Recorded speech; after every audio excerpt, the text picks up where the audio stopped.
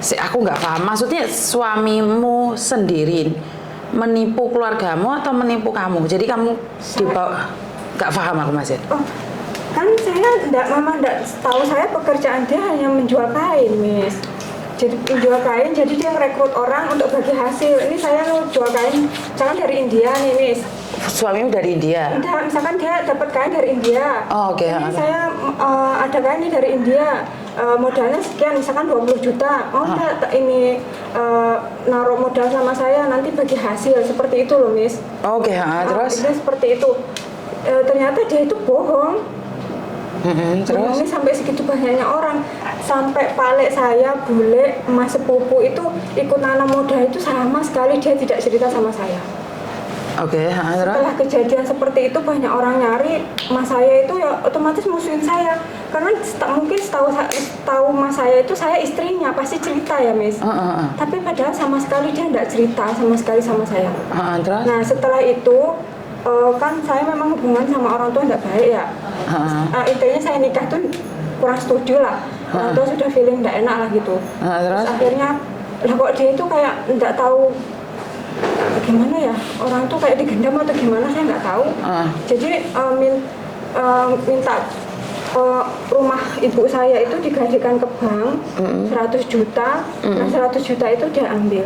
Nah, kemudian dia setiap cerita ke orang itu bahwa mobil dan lain sebagainya itu dia yang beli. Kalau misalkan saya tidak bisa mengembalikan uang kamu ambil aja uang mobil mertua saya, karena mobil mertua saya itu saya yang beli, katanya seperti itu. Nah, setelah kejadian itu 6 bulan hamil, saya bed rest.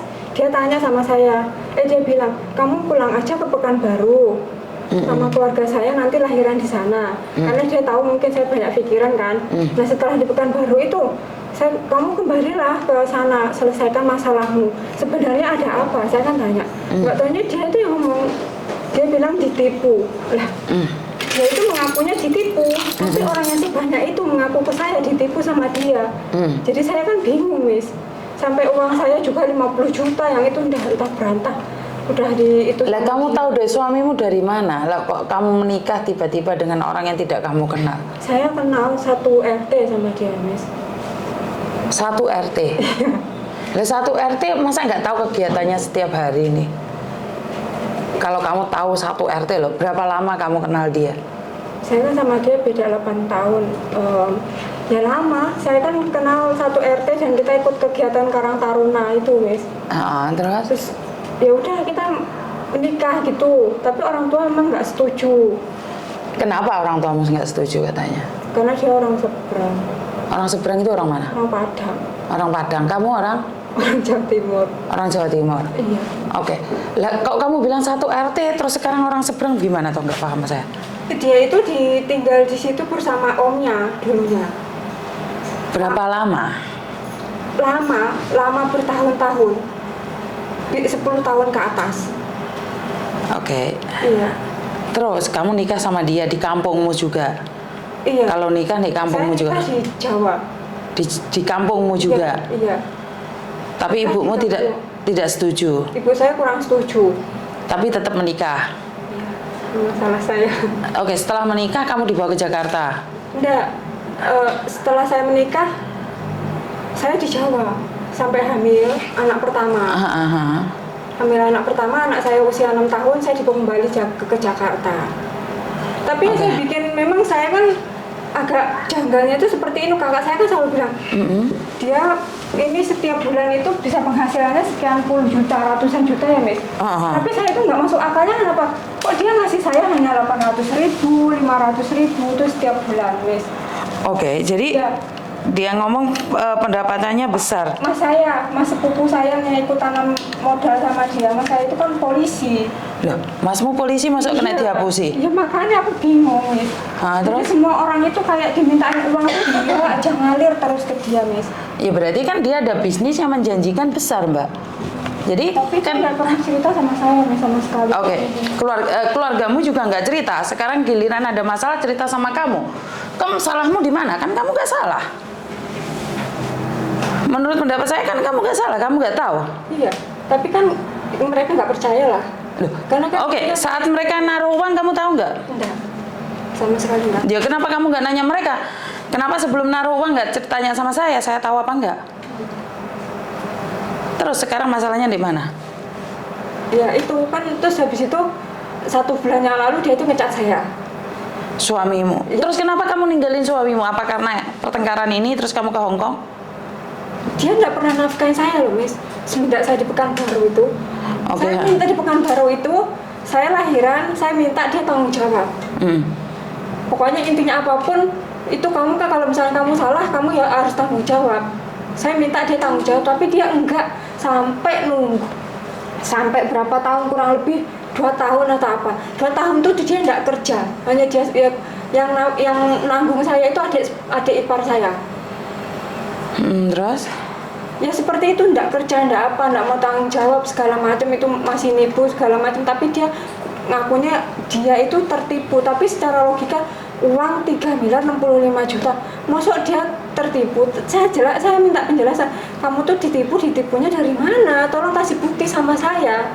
Kamu tuh ditipu orang lain atau dia itu ngakunya ditipu orang lain, tapi sebenarnya dia itu menipu keluarga dan orang-orang Tanah Abang itu sampai puluhan orang itu, Miss. Nah terus habis itu orang Tanah Abang itu kan bilang pengen lapor ke polisi, tapi polisinya minta sekian puluh juta, belum uang tiket dan lain sebagainya. Terus yang ditipu ya bilang, walah Pak, uang aku lo ditipu, bisa kon jaluk duit semono bane iki duit kok ngendi gitu. Terus oke, kamu ke Hong Kong. Saya ke Hong Kong karena saya punya anak sama sekali tidak dinafkahin sama dia. Berapa lama kamu di Hong Kong, sayang? Saya sekarang 5 tahun, Miss. Sudah 5 tahun. Berarti ini kejadiannya sudah lama. Iya, sudah lama. Karena saya pengen cerita sama Miss itu, dia 1 bulan yang lalu itu ngecat saya. Dia bilang mau mengembalikan uang saya kan, tanggal 30 ini. Terus? Dia ternyata zong, ngapusi bohong lah sama saya. Terus? Ya udah, terus ngeblok saya itu segala macam. Sekarang sudah enggak ngapusi lah, istilahnya tanggal 30 janjinya. Oke. Tiba-tiba dia ngechat kamu, tahu dari mana? Kamu sudah cerai atau masih resmi? Saya sudah ngurus cerai. Oke. Anakmu ikut kamu? Enggak, iya semuanya ikut saya. Di mana? Sama Uti di Jawa Timur. Ya. Oke, terus apa yang kamu takutkan? Apa yang kamu risaukan? Kenapa nyari Miss Uni? Apa yang kamu butuhkan dari saya? Iya, saya pengen ke Miss Uni itu kalau misalkan suatu saya pengen bawa dia atau ngelaporin dia itu kira-kira gimana? Ngelaporin tentang apa? Dia nipu itu loh, Miss. Nipu siapa? Nipu orang-orang, segala uang saya segala macam, kan saya juga ada bukti segala macam. Kamu ada bukti segala macam. Terus ada berapa orang yang ditipu nih? Mereka ngumpul nggak? Masih mau jadi saksi nggak? Itu yang saya susah karena semenjak kejadian ini kan saya kan kembali ke Jakarta ya, Miss. Itu orang tua saya kan nggak nerima anak saya, nggak nerima saya kan. Pokoknya diusir lah. Kamu diusir sama keluargamu sendiri? Oke.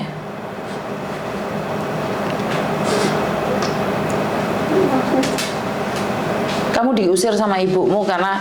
Enggak, saya kan tinggal sama orang tua. Tapi anak saya yang pertama itu mungkin karena bapak saya benci, saking bencinya sama mantan suami itu, benci sama anak saya yang pertama, ya diperlakukan seperti itu. Dia tidur dimandiin air kencing, terus intinya benci banget sama anak saya, selalu dihina segala macam. Terus klimaksnya itu kan anak saya tidur, terus pas bangun tidur itu ininya basah semua. Anak saya itu nggak pernah cerita kalau dia apa-apain. Terus saya tanya, kan saya paksa karena pas saya cium dia itu baunya pesing gitu ya, Miss. Terus saya tanya, kamu kenapa, Mas? Habis diinjak kepalanya terus diraupin air kencing sama kung katanya. Terus sama bapakmu sendiri? Ya, terus dia saking bencinya kan ditipu itu, Miss, rumah sama uang itu. Terus yaudah saya tanya baik-baik, Pak, kalau misalkan nggak suka sama anak saya, dia kan nggak tahu apa-apa, nggak berdosa, saya bilang. Terus yaudah intinya bapak saya, yuk kamu intinya keberatan lah. Memang saya kan dulu juga nggak kerja, Miss. pas setelah kejadian hamil ini saya pulang ke Jakarta kan saya nggak kerja, mungkin mereka sudah benci sama suami, terus saya merasa saya sebagai beban, akhirnya terus udah saya pergi dengan 3 anak itu. Anakku masih kecil, masih umur 3 bulan, saya pergi. Terus habis itu saya pergi di situ, saya nggak ada uang sepeser pun. Terus saya punya kenalan di situ, dia nampung saya di situ, nampung saya. Terus sama 3 bulan saya pikir nggak mungkin saya kayak gini terus. Terus anak saya titipin di pesantren. Terus yang 2 juga sama. Akhirnya saya pergi ke Hong Kong gitu. Oke.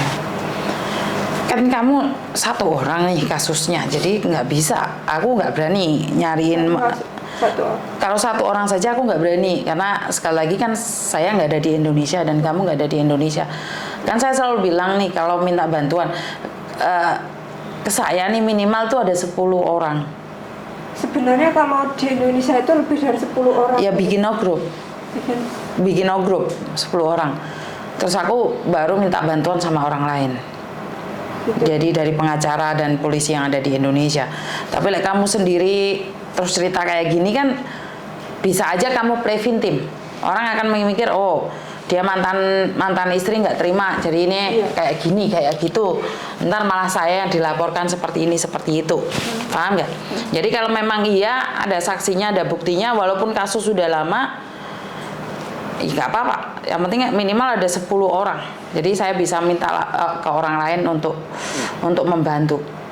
Karena kalau orang lain yang membantu kan, kalau dari tim saya kan nggak minta uang dari kalian 1 sen pun. Bener nggak? Ya, tapi ya kalian harus ada bukti yang kuat. Karena saya sering nolong orang itu nggak jelas semuanya. Setelah kasusnya dibongkar, mereka semua tidak mau. Karena mereka memilih damai. Makanya saya tuh nggak suka sama sekali dengan orang-orang yang pura-pura minta bantuan, terus kita bantu, separuh perjalanan mundur. Itu saya nggak ngeh banget dan saya benci banget. Bukan cuma 1-2, yang dari Indonesia pun banyak. Setelah kita bantu, kita nggak minta terima kasih, tapi lanjutkan kasusnya. Tapi mereka selalu mundur di tengah jalan. Makanya saya selalu bilang, saya tidak percaya dengan semua cerita kalian. Tapi saya juga akan mengambil semua dari sisi baik cerita kalian. Karena banyak orang, kita sudah turun, tim sudah turun, polisi sudah turun, pengacara sudah turun, orangnya kabur yang ngelaporin. Karena sudah dibayar. Paham nggak? Jadi saya nggak mau kalau cuma 1 orang, memang saya nggak mau. 1-2 orang aja saya nggak mau. Berarti minimal harus 10 orang. Betul. Kalau kan 10 orang, jujur memang sebenarnya lebih dari 10 orang. Tapi saya kesulitannya itu, saya kan nggak ada kontak orang-orang yang tertipu itu dulunya. Ya butuh waktu. Kalau sampai aja bilang sulit, apalagi saya yang nggak tahu apa-apa. Benar nggak sih? Saya cuma bantu, apalagi saya nggak kenal jenengan. Saya cuma bantu aja. Kalau kamu bilang kesulitan, apalagi saya. Oh, saya nggak ada data kalian dan nggak tahu siapa-siapa. Saya membantu karena kamu TKW Hong Kong. Kalau kamu bukan TKW Hong Kong, saya akan mikir 2-3 kali. Karena setiap telepon yang masuk tidak semuanya bisa saya angkat. Jadi karena kamu salah satu TKW Hong Kong yang butuh pertolongan, tapi kamu dengan satu syarat, kumpulnya orang-orang itu. Kalau memang iya, ya nyatanya 5 tahun yang lalu kalian bisa mencari satu persatu. Ya kenapa sekarang tidak bisa mencari juga? Jadi mau tidak mau kamu harus mengumpulkan mereka semua. Jadi saya akan minta antar Pak Martin atau Pak siapa yang untuk turun tangan. Karena mereka tidak minta uang dari kalian sama sekali. Tapi ya itu, konsisten, ojo ngomong habis nulis surat semuanya ternyata kalian tidak melanjutkan. Itu aku paling benci. Jadi kalau iya, kalau enggak. Karena setahu saya nih pasti kalau kalian di Indonesia butuh uang. Iya, memang dia waktu itu pas saya di Jakarta itu kan dia bilang ini sudah dikumpulkan sekian orang, ada buktinya. Tapi kendalanya itu yaitu dia kan di Pekanbaru, semua tiket segala macam, pokoknya intinya dia minta 20 juta. Lalu siapa yang minta 20 juta? Dia lapor polisi itu minta 20 juta. Siapa yang minta 20 juta? Polisinya katanya, yang orang laporin dari Tanah Abang itu. Terus dia bilang, oh orang saya sudah ketipu sekian banyak. Yang ditipu itu kan ada yang sampai jual rumah, sawah, mau buat umroh kayak gitu, Miss. Oke. Terus toko kayak gitu sampai dijual. Modusnya apa sih itu? Justru itu saya nggak ngerti, sampai detik ini saya nggak ngerti. Kan orang-orang di sekitarmu kan harusnya cerita modusnya Jadi apa. ceritanya ya seperti itu tadi, jual beli kain, kemudian mereka tanam modal lalu bagi hasil. Jadi tanam modal berapa, bagi hasilnya berapa, kan pengacara pasti nanyain. Kalau jawabannya nggak tahu, terus bagaimana menangkap orang? Misalkan dia nanam modal 80 juta, 50% untuk penanam, nanti 70% untuk penanam, terus 30 buat dia, seperti itu. Dia hanya cerita seperti itu, tapi detailnya dia nggak cerita sama saya. Bukan, orang-orang di sekitarmu itu harus cerita loh. Kalau dia nggak cerita masalahnya di mana, bagaimana kenalannya, seperti apa, itu pengacara juga butuh detail loh. Nggak kamu ngomong terus kita percaya loh. Jadi kita harus tahu detailnya, karena ada surat-suratnya yang sangat jelas sekali. Jadi tidak ngomong, Mbak saya ditipu 80 juta, udah itu aja. Enggak, pengacara akan nanyain semuanya, dan polisi juga akan nanyain semuanya. Lah kalau jawab kamu tidak tahu ya gak iso Mbak. Masalah itu harus tahu bagaimana kenalannya. Kamu bisa bohongin saya, saya bukan siapa-siapa, nggak apa-apa. Tapi sama polisi kamu nggak bisa bohong. Dan kalau ditipu itu belum tentu uangnya kembali loh. Ya kemungkinan dia dipidana atau diperdata gitu aja. Biasanya itu berapa lama kalau kayak gitu? Waduh, aku lihat masalah Indonesia aja takut aku loh. Aku ngertinya Hongkong loh. Itu makanya aku kan bilang, syarat untuk mencari pengacara di tempat saya yang gratis, kalian harus tahu detailnya dulu. Aku nggak kepingin ngisi-ngisini diriku sendiri.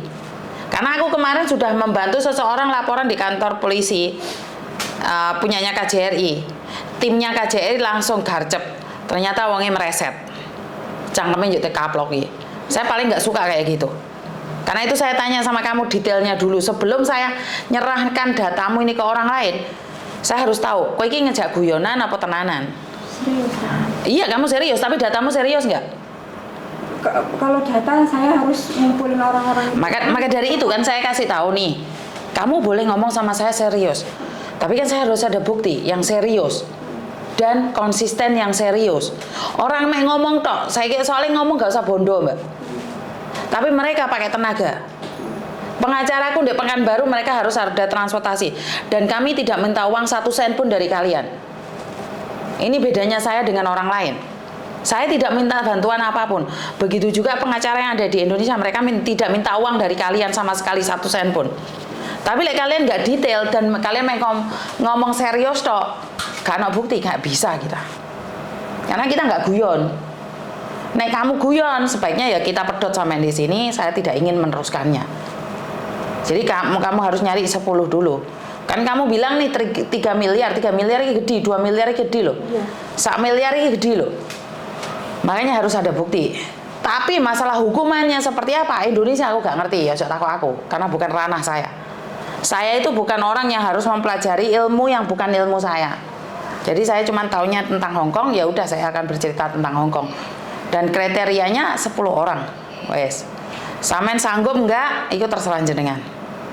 Saya harus mengumpulkan orang yang 10 orang itu termasuk Enggak dengar? Saya harus mengumpulkan bukti termasuk 10 orang itu, Miss.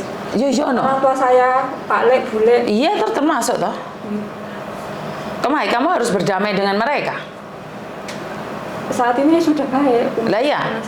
Lah iya, kamu harus kan kamu bisa nanya kenapa mereka bisa tertipu, kenapa nggak ngomong sama kamu, semuanya kan bisa ditanya. Kalau mas saya yang sepupu itu memang dia bilangnya seperti itu. Dia itu kayak gini, Mas ini ada kain dari ini, sampean mau nggak kita bagi hasil? Dia tak kasih tahu ya Mbak ya, bisnis tidak semudah ngomong kayak gitu. Dan pengacara tidak semudah percaya dengan apa yang kalian katakan. Kalian bohong, pengacara akan menilai kamu berbicara bohong. Kowe iki gak bayar aku, kowe ngopo ngapusi aku. Itu paling mereka nggak nge. Karena itu aku bilang, tanyakan sama mereka sedetail apapun. Jadi aku akan percaya omonganmu, tapi masalah pengacara percaya nggak sama omonganmu. Mereka kira mau bayar, ojo dihapusi. Wes kuwi tok pesenku. Jadi kumpulkan semua keluargamu, ngobrol. Ada 10 orang, itu bisa dikasuskan ke di Indonesia, itu lebih mudah. Karena semua korbannya ada di Indonesia. Tapi harus ada bukti. Ngerti? Kalau memang api ingin diangkat, harus ada bukti. Ojo main ngomong tok. Karena Miss Yuni sering dihapusi. Paham? Ada yang lain lagi?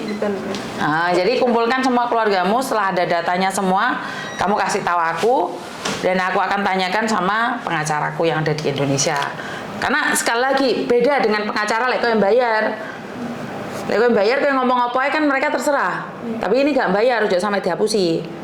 Ya, paham? Ada yang lain lagi? Ya wes, makasih ya. Terima kasih. Itu cepitannya gore nih. Bisa mulai.